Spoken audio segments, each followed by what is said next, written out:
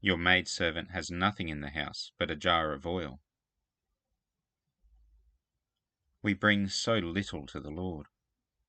Consider the words of the prayer spoken by the priest over the Lord's table. Even the bread and wine which we offer was first given to us by God, laboured over with human hands, only to be given back to God. We wake up in the morning. The first breath we consciously take is because God gives us the breath of life. As the Holy Spirit has gone before us, preparing the day ahead, also known as prevenient grace, all our work is what God has laid out for us to do. The woman cries out to Elisha. She has a debt to pay, and all she has is a little oil. We cry out to God. Our sin has put us in debt, the wages of which is death. All we have is a little faith. Elisha responds to the woman with a twofold miracle.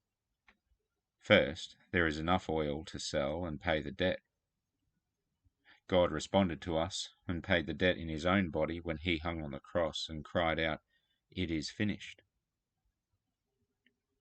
Then something even more incredible happens in this woman's life. In verse 6, it literally reads, "The oil stood up." Jewish commentators interpret this to mean that the price of oil shot up in value, an economic miracle that meant not only did the woman have enough to save her family in their immediate crisis, but God was looking after their future as well. After Jesus laid in the tomb for 3 days, he rose again, and then after 40 days ascended into heaven. By this he secured for us not only the payment of debt we owed in our sin, but drew all of us into his eternal and glorious life with him. This overflowing grace, this multiplication of free gifts from God, will never cease to be amazing.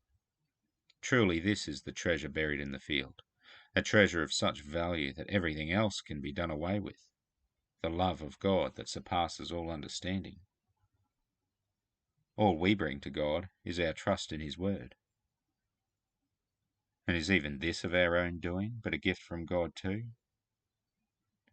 Bring even that little trust to God, and he will increase it, not only the amount, but the value of it as well.